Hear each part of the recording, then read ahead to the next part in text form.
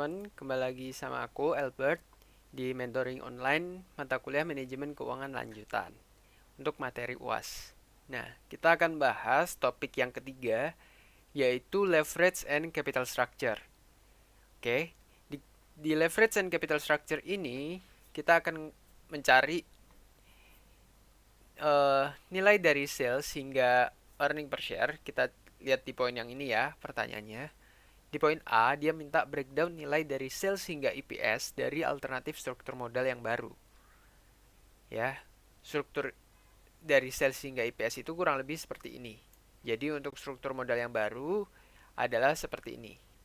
Ya, karena di sini dia katakan bahwa ada kondisi-kondisi ekonomi yang mungkin terjadi yang harus kita perhitungkan, yaitu optimistik, normal, dan pesimistik. Ya, kemudian yang kedua, menghitung expected EPS dan expected share value-nya. Yang ketiga, kita kita membuat keputusan alternatif mana yang akan kita pakai. Ya, berdasarkan perhitungan yang ada sehingga menghasilkan keputusan yang terbaik.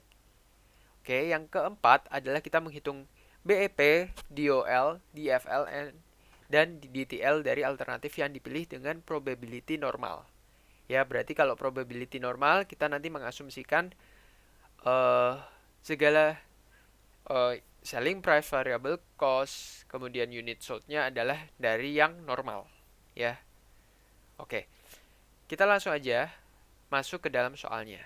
Sebelum kita masuk ke langsung ke jawaban breakdown nilai dari sales hingga IPS dari alternatif struktur modal yang baru, kita cari dulu yang sebelum ekspansi supaya kita tahu berapa sih IPS dari sebelum ekspansi gitu ya, supaya kita bisa membandingkan bahwa setelah ekspansi kita menggunakan alternatif 1 atau alternatif 2 nih, yang dimana menghasilkan IPS lebih tinggi dari sebelum ekspansi gitu ya teman-teman. Jadi kita hitung dulu, kita masuk ke soal langsung. PT Maxon merupakan perusahaan di bidang semen. Saat ini perusahaan sedang berkembang dan merencanakan membuka cabang baru di beberapa daerah, yaitu Bandung, Yogyakarta, dan Malang. Saat ini PT Maxon sedang membutuhkan dana tambahan sebesar 570 juta untuk masing-masing cabang. Di sini berarti kita bisa tahu nih, untuk poin pertama ya, total dana ekspansi yang dibutuhkan adalah 570 juta dikalikan 3 cabang. Ya, kenapa? Karena tadi dikatakan 570 juta untuk masing-masing cabang. Oke. Setelah itu kita cari yang seperti aku bilang, kita cari dulu sebelum ekspansinya. Oke. Salesnya, kita lihat di poin yang di sini. Berikut disajikan data dari PT Maxon sebelum ekspansi. Oke, salesnya diminta dia menjual 35 ton. Padahal harga yang diketahui adalah per kilo. Berarti 35 ton, kita jadikan kilo dulu, 35 ton dikalikan dengan 1000, dikalikan dengan harganya yaitu 5.300. Ketemu 185.500.000. Nah, ini aku sudah masukin rumus-rumus ya, kalau misalkan dikurang, jika dikurang-kurang gitu ya. Jadi sudah otomatis untuk mempercepat saja. Kemudian total variable cost-nya kita lihat, biaya variabel per ton adalah 420.000. Kalau terjual 35 ton, maka kita masukkan 35 ton. Ketemulah 14.700. Oke. Total fixed cost adalah sebesar 60 juta. Ya. Ketemu earning before interest and tax-nya adalah 110.800. Nah, interest-nya didapat dari mana sih? Kita lihat ternyata di PT Maxon ini sebelum ekspansi punya nilai long term debt sebesar 325 juta. Aku tulis di sini. Ini aku ganti aja. Long term debt. Oke. Dengan coupon rate sebesar 11%. Nah, Berarti bisa kita ambil aja interestnya adalah 325 juta dikalikan dengan 11%. Ketemu 35.750.000. Dan earning before tax-nya adalah 75 juta.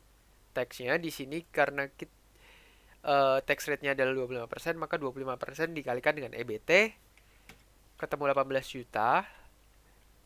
Terus kita kurangkan, ketemulah earning after tax-nya 56.287.500. Nah, sebelum kita mencari EPS itu kan earning available for common stockholder dibagikan dengan outstanding common stock-nya.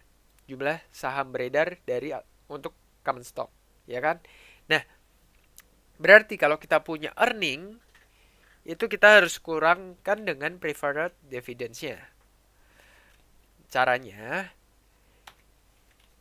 berapa lembar sih preferred dividend yang ada? Di poin yang ketiga, dia sudah bilang 155.000 lembar saham preferen. Ya, kita masukkan 155.000 dikalikan dengan 13% karena dikatakan dividennya adalah 13%,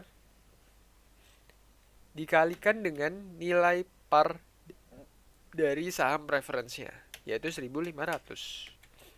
Ketemulah 30.225. Kemudian earning available for common stakeholder-nya ketemu 26 juta. Kita sekarang cari outstanding common stock. Caranya 550.000, ya, ini di bagian sini total saham yang beredar dengan rincian 155.000 lembar saham referen dan sisanya saham biasa. Berarti 550.000 dikurangi dengan 155.000 lembar, ketemu 395.000, maka kita bagi earning available for common stockholder dibagi dengan outstanding common stock-nya, maka ketemu 65,98. Setelah itu kita selesai nih untuk mencari EPS sebelum ekspansinya. Sekarang kita masukkan capital structure alternatif-alternatif yang ada. Jadi dia bilang cara baca tabel yang ini adalah seperti ini. PT Maxon memiliki dua alternatif untuk mendapatkan tambahan dana sebesar 1,7 M, yaitu dengan cara melakukan hutang dengan porsi 30%. Nih ya, kita lihat ini ya. Jika alternatif 1 dengan mengajukan hutang, berapa nilai hutangnya? Yaitu 30% dari total dana yang dibutuhkan. Kemudian kita mengeluarkan juga preferred stock dengan alokasi 50% dari dana yang dibutuhkan. Dan seterusnya. Seperti itu. Nah, jadi kalau misalkan dari penjelasan yang aku sudah jelasin barusan, berarti kita bisa menghitung dengan cara seperti ini ya. Sama dengan long term debt dari alternatif 1 adalah sebesar 30% dari total dana yang dibutuhkan. Maka dikalikan dengan 1,7. Preferred stock-nya 50% dari total dana yang dibutuhkan. Common stock-nya seharga 15%.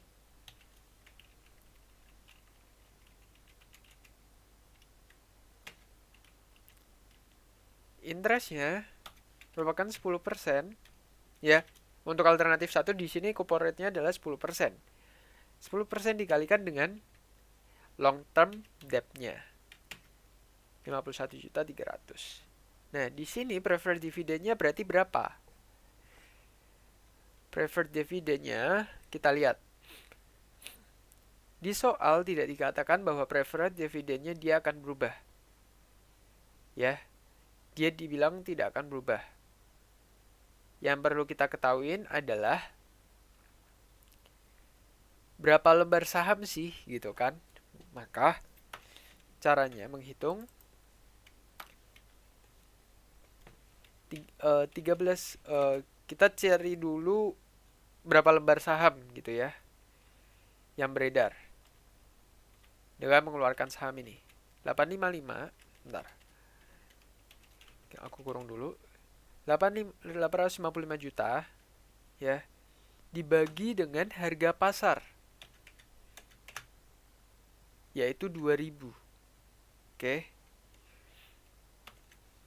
Kita ketemu berapa lembar sahamnya. Kita kalikan 13%, kita kalikan lagi dengan nilai parnya. Maka ketemu 83.362.500. Lalu untuk outstanding common stock-nya, sekarang kita ke outstanding common stock-nya.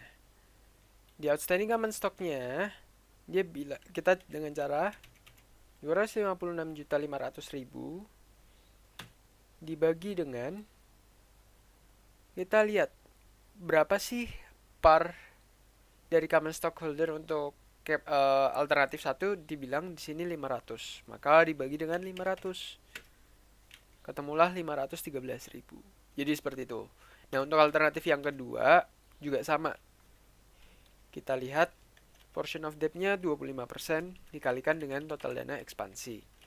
Preferred stock-nya 40% dari 40% dikalikan total dana ekspansi. Di mana interest-nya kemudian common stock-nya adalah, kita kelarin dulu aja ya. Common stock-nya adalah 17%. 17% dari total dana ekspansi. Nah, interest-nya kita kali lagi. Long term debt dikalikan dengan coupon rate-nya sebesar 9%. Untuk preferred dividend-nya, kita preferred stock dibagi, dalam kurung dulu ya, preferred stock dibagi dengan 2000 harga pasar dikalikan dengan dividennya, persentase dividennya dikalikan dengan harga parnya 1.500. Karena harga par itu tidak berubah ya untuk yang preferred dividend. Lalu untuk outstanding common stock-nya di alternatif kedua parnya berubah menjadi 600. Maka perhitungannya adalah common stock dibagi dengan 600. Hasilnya adalah sekian. Oke. Setelah itu kita masukkan nih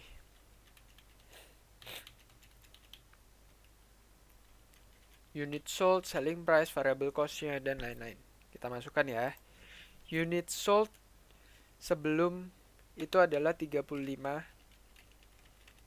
Kita jadiin kilo aja ya di sini. Dalam kilo berarti kita jadiin ton aja lagi. Ya, di sini 35 ton. Bentar, ini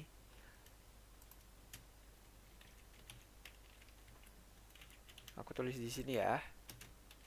Satuannya adalah di sini ton. 35 ton. Nah, yang baru jumlah produksi tonnya adalah 500. Maka jika kita memasukkan unit sold-nya, kita menghitung dengan cara, kita lihat di soal, tidak ada informasi perubahan sales ya. Pertumbuhan dan penjualan perusahaan setelah aktivitas pendanaan sangat dipengaruhi oleh kondisi ekonomi yang terjadi. Nah, di sini kita anggap bahwa unit sold adalah sama dengan jumlah produksinya. Oke. Jumlah yang terjual sama dengan jumlah produksinya. Nah, kita sesuaikan dengan kondisi ekonomi masing-masing. Di optimistik 500, normal 400, dan pesimistik 300. Oke. Untuk selling price di tahun normalnya dia bilang sebesar 5.300 per kilo. Berarti kita asumsikan kalau per ton ya, karena kita tadi unit sold dalam ton, kita juga jadiin selling price-nya per ton. Oke. kita kalikan dengan 1000. Ya, karena 1 kilo adalah 1 ton adalah 1000 kilo. Jadi kita kalikan dulu jadi 1000. Nah, di sini harganya dikatakan apakah berubah? Di sini dia tidak bilang bahwa biayanya tidak berubah, bahwa biaya nilai selling price-nya berubah. Jadi kita asumsikan masih tetap sama, ya. Kita bisa asumsikan bahwa tidak ada perubahan di sini. Oke, yang berubah hanyalah variable cost-nya. Variable cost-nya adalah pada saat yang lama adalah variable itunya adalah 420.000.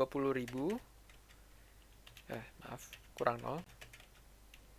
Kalau optimistic itu menjadi variable cost-nya 543.000. Untuk normal 432.000. Lalu pesimistik 354. Ya. Untuk fixed cost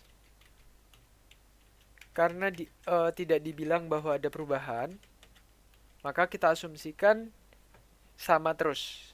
Oke. Jadi hanya yang berubah adalah variable cost-nya serta unit sold-nya. Oke.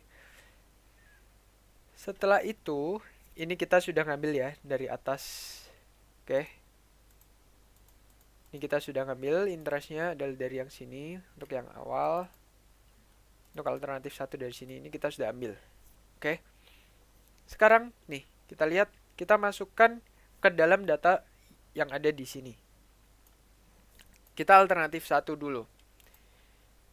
Untuk mempercepat ya. Di sini sales-nya sudah kita sesuaikan nih bahwa unit sold optimistic alternatif 1. Bentar, kita lihat ya. Kan kita sama ya, alternatif 1 maupun alternatif kedua. Yang berbeda adalah nanti dari mulai dari ininya, preferred dividendnya yang berubah. Oke, kita lihat dulu. Untuk sales rata-rata sama nih. Optimistic, normal, pesimistic itu nilainya sama. Kita ambil dari sebelah sini. Karena kita hanya melihat penjualan itu dari kondisi ekonomi. Ya, jadi yang berbedanya dari situ, variable cost sama ini juga sama. Oke. Total variable cost itu kita ambil dari unit sold dikalikan dengan variable cost-nya per masing-masing situasi kondisi ekonomi. Di sini aku kaliin -1 supaya di bagian EBIT bisa langsung sum saja. Ya. Oke.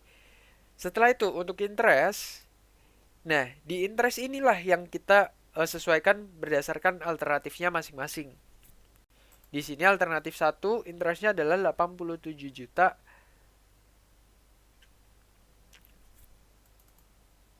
$0.50. Nih ya, dari sini. Oke.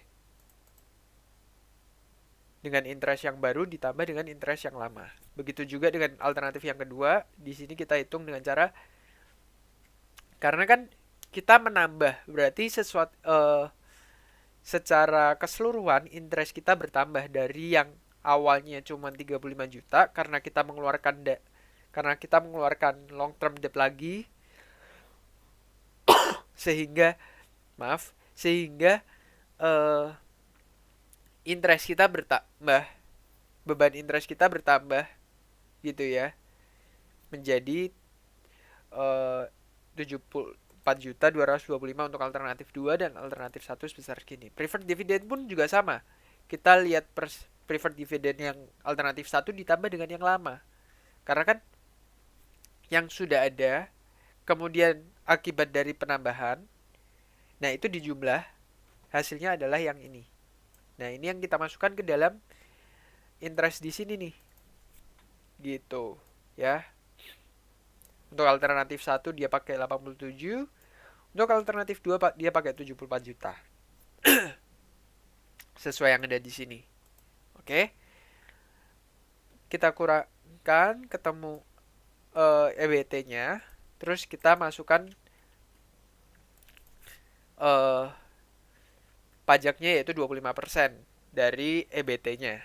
Ya, ini sama semua, 25%. Ini beda karena tadi interestnya berbeda ya. Mulai dari sini tuh yang berbeda karena dia mengambil dari sini. Oke, lanjut. Ketemu earning after tax-nya. Nah, di sini aku kaliin -1 supaya jadi minus saja. Supaya di sini bagian sum. Oke, preferred dividends-nya.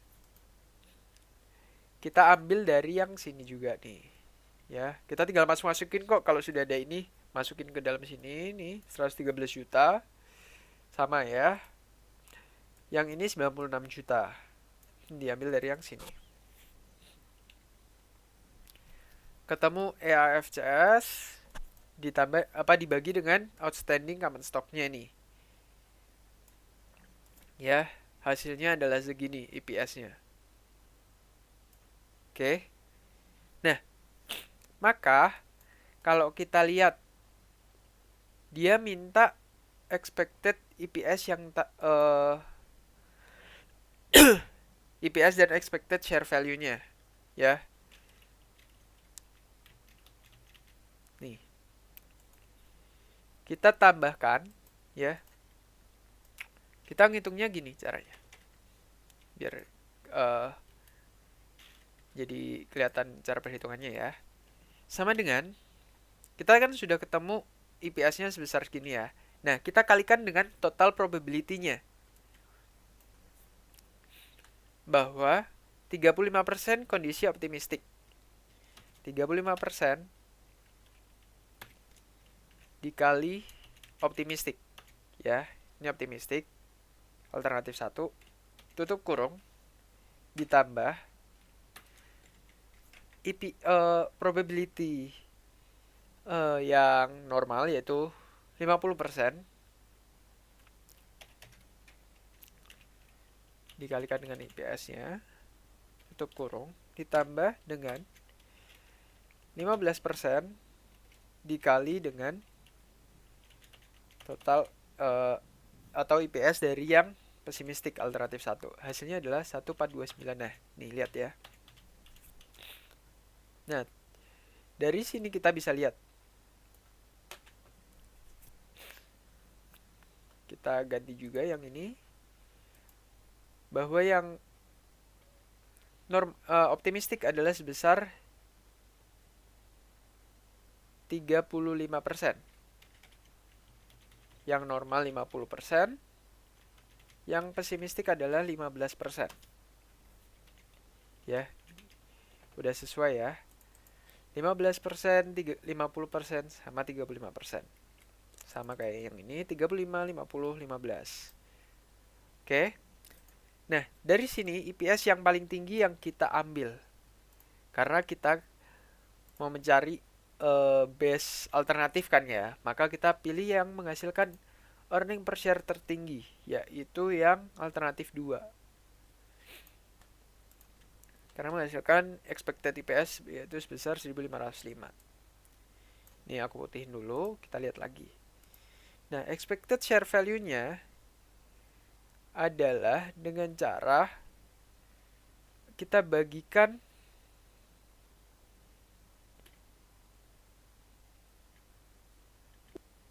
untuk menghitung expected share value-nya, kita seharusnya membagi antara EPS dibagi dengan required rate of return-nya gitu ya. Jadi kan orang berinvestasi pada saham kita memiliki bayangan akan mendapatkan return berapa persen sih gitu. Required rate of return berapa persen. Nah, kita lihat di soal.